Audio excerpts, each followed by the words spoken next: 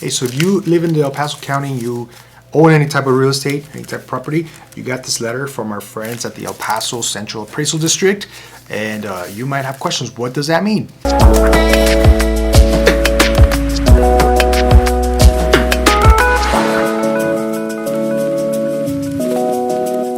So I've gotten a lot of questions from past clients, friends, family, colleagues. Hey, well, what happens now? My taxes show that my house is worth a lot more. Is that true? Is my house really worth that much? What does that mean?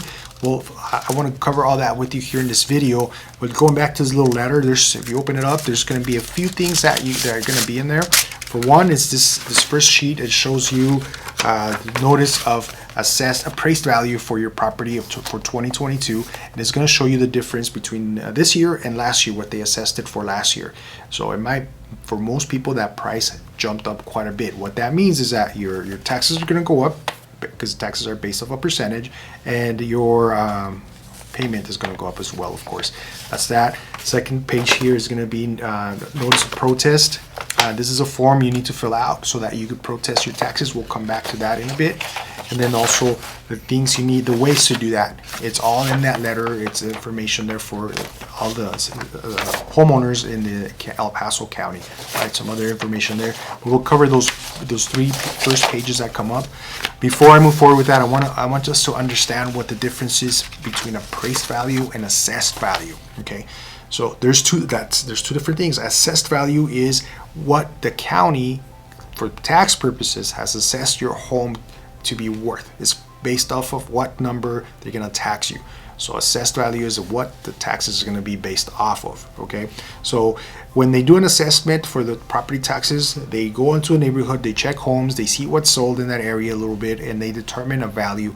This is a blanket approach. So they don't know if your house has been updated, if you have a new kitchen, if you got a new pool, if you did the landscape, if you got refrigerated air, if you did flooring. They have no idea if that happened or not. They don't check that for you, right?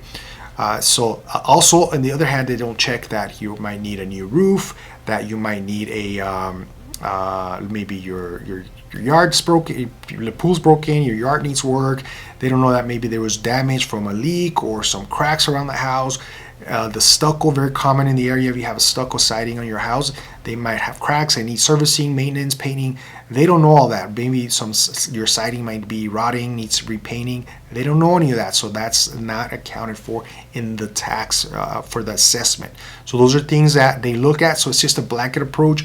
Usually that assessment is lower than what the market goes for, what the house could sell for in today's market. Right now, that's usually, I say usually because I've gotten these calls quite a bit, and there has been instances where I see a house that is appraised, assessed for the county for a certain amount, and I do a market analysis and see what the market is calling for in that house and what it would appraise for if an appraiser from a lender came in and looked at it today, and that number is not, it doesn't make sense. It's a lot higher than I could sell that house for in today's market. So it's something we want to look for. I recommend, and experts recommend, that people go and try to protest your taxes when you can, right? And before I move forward, I'm going to give you advice. There might be maybe a little bit of legal stuff, some tax stuff, and I'm not a tax advisor. I'm not an attorney. I'm not giving you any legal advice or tax advice, right? So that's going to be up front. And then, so assessed value, moving forward to a market value. So market value is a number that we look at as realtors. A realtor should be able to go to your house, look at the condition, look at the upgrades, look at the renovations, and give you a value based off of comparable sales in that area. Sales that have happened in the last at least 3 months or less, hopefully maybe 6 to 3 months, but hopefully in this market moving so fast, 3 and less. That's the market value. So the assessed value is not tied to what the market calls for, right? And like I mentioned, usually the assessed value should be lower than the market value, but that's not always the case. So check those numbers. Don't go based off of the internet numbers and its estimates and things like that. I would suggest talk to a realtor and see what they could help you out with and what you could determine. So with that, let's take a look at what to do. What can you do? So going back to this sheet, those pages that I showed you, there's a property appraisal appraisal notice of protest. So you could fill that out. You could submit that in person. You could go online and do that. I checked, and the county of El Paso allows you to protest your taxes online.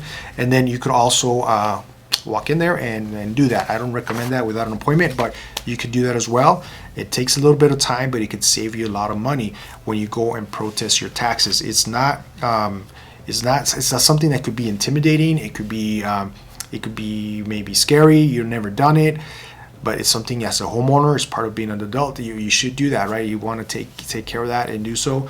And I want to also cover with you different things that are taxed on your property taxes, where they come up with that number. So there's different things. You get taxed by the county, you get taxed by the city, you get taxed by the school district you live in, you get taxed by the El Paso Community College, and then you also get taxed by the school district your house sits in, right? So a lot of times, I see this around the city a lot. Schools are being built up, and millions and millions of dollars are being spent in different schools around the city. So that is because taxes were raised years past, right? And the raising of taxes is a percentage, is not a total amount. You're not going to raise your taxes $100. It's a percentage of what your house is worth. So you say, hey, let's renovate the high school. My monthly payment is only going to go up X amount of dollars. Yes, that was 5 years ago. Today, it's a lot more because of percentages.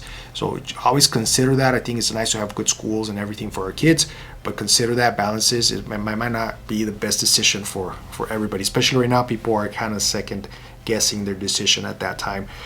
So that's one thing that leads me to that, is that people tell me also, well, some areas of town have cheaper taxes than others, and there's some truth to that, and it's really not the fact. The big difference on the school our taxes around the city are the school districts.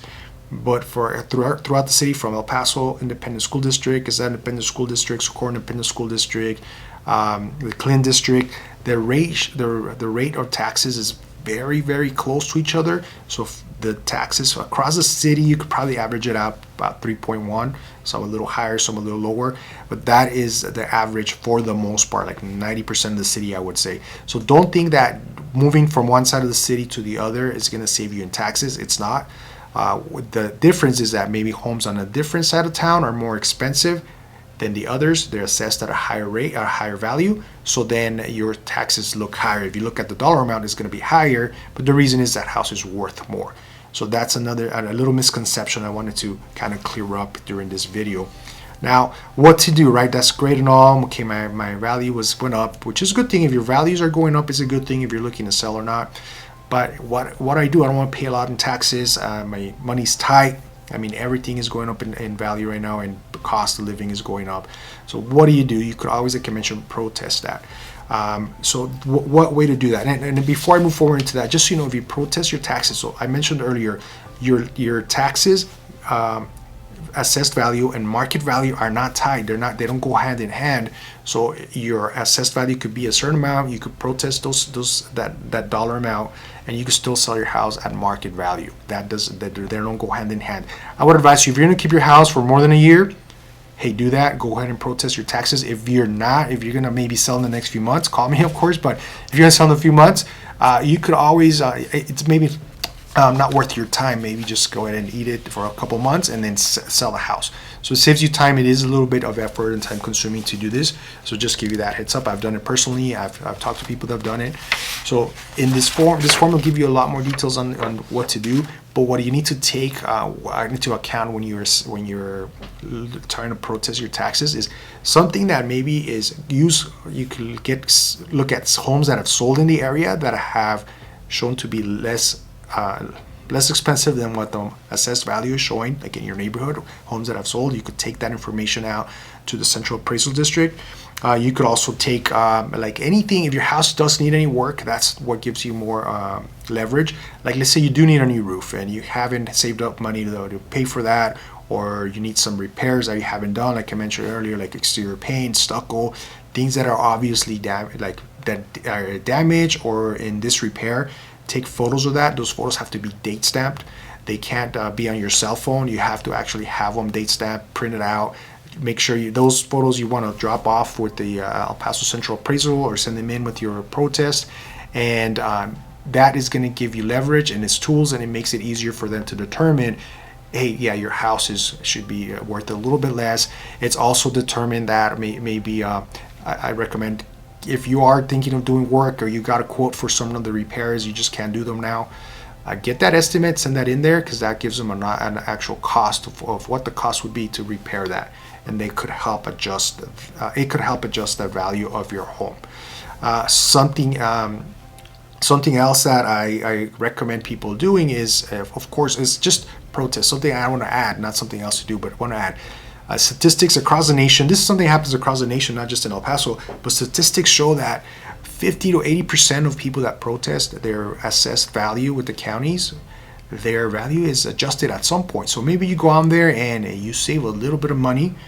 Over the years, is going to add up and it's be a lot of money. So I kind of encourage, I don't know if I want to do this or not, maybe the accounting people are not going to like me, but hey, I kind of encourage you to go out there and try to do this, fill out the report, the protest form, and go into the county and try to protest your assessed value and see if you're be able to lower that tax bill for you and your family. Because at the end of the day, your pocket is more important than mine, of course, to you, and of course, your pocket to you is more important than the county. So you want to do what you can for your family.